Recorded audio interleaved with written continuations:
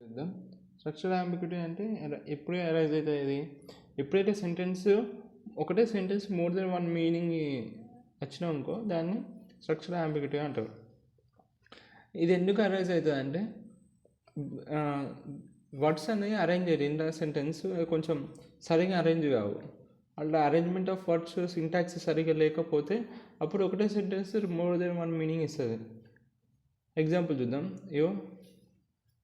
Sarah caught the butterfly by the tree.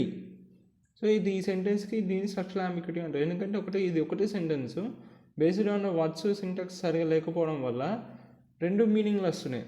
Sarah caught the butterflies while she was standing by the tree.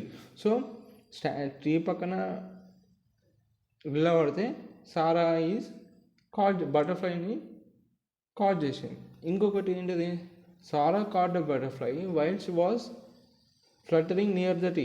So tree కింద fluttering చేస్తుంటే సారా అనేది బటర్ఫ్లైని caught చేసింది. అదొక meaning రావచ్చు. ఇప్పుడు tree పక్కన నిలబడితే బటర్ఫ్లైస్ని కాట్ చేసింది. సో ఒకటే సెంటెన్స్కి మోర్ దెన్ వన్ మీనింగ్ ఉంటుంది. సింపుల్. ఇంకో ఎగ్జాంపుల్ చెప్పాలంటే Manoj I saw him using a telescope అని ఉంటుంది. ఐ సా ఏ మ్యాన్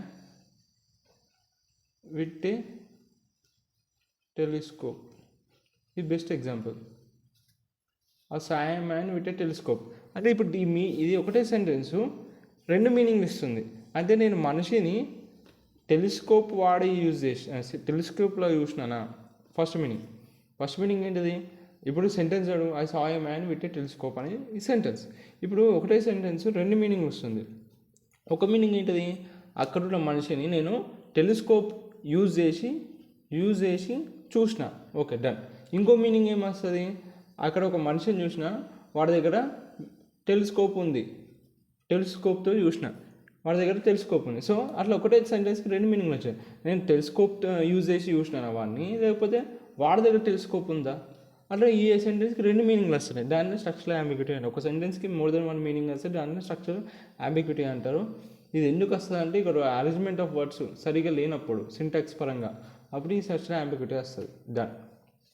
ఇప్పుడు వర్డ్ సెన్స్ అంటే ఏం లేదు, ఒకటే same type of word, same word టైప్ని ఆర్ వర్డ్ లెమ్మాని డిఫరెంట్ మార్ఫాలజికల్ వేరియంట్స్లో యూజ్ చేస్తారు. డిఫరెంట్ ఎంటిటీస్ని ఆర్ కాన్సెప్ట్స్ ఇన్ ద వరల్డ్ని రిప్రజెంట్. సింపుల్ ఎగ్జాంపుల్ చూస్తే మీకు అర్థం ఉంటుంది. ఇప్పుడు అంటే ఒకటే వర్డ్ని డిఫరెంట్ దగ్గర డిఫరెంట్ యాక్సెప్ట్స్లో యూజ్ చేస్తారు. ఇప్పుడు సపోజ్ ఎగ్జాంపుల్ నెయిల్ అని చూడండి. నెయిల్ మొల్ల కొట్టుతాం కదా, అది నెయిల్. సో హ్యూమన్ అటోనిటీ అండ్ మెటాలిక్ ఆబ్జెక్ట్, ఇది ఒక మెటాలిక్ ఆబ్జెక్ట్ కదా. ఇప్పుడు చూడు, అది ఎన్ని కాంటెక్స్ట్లో డిఫరెంట్ కాంటెక్స్లో ఒకటే వర్డ్ ఎన్నిసార్లు యూజ్ చేసాను చూడండి. ఈ nail the loose arm of the chair. So chair కూడా లూజ్ ఆర్మ్ని నెయిల్తోని సెట్ చేసాను. ఇంకోటి ఈ got a box of metallic nails. అట్లా దిస్ మెటాలిక్ నెయిల్స్ ఉన్న బాక్స్ని వాడు తీసుకొచ్చాడు. This nails are growing fast. ఇగో ఈ నెయిల్స్ టాచ్, ఈ నెయిల్స్ అనేవి చాలా స్పీడ్గా పెరుగుతున్నాయి. ఈ wants to manicure to remove his nails. Manicure కావాలి వాడికి, వాడి నెయిల్స్ని రిమూవ్ చేయడానికి. అంటే హాస్పిటల్ పోయి మెన్క్యూర్ యూజ్ చేసి మెనికేర్ యూజ్ చేసి ఆ నెయిల్స్ని రిమూవ్ చేయాలనుకుంటుండు.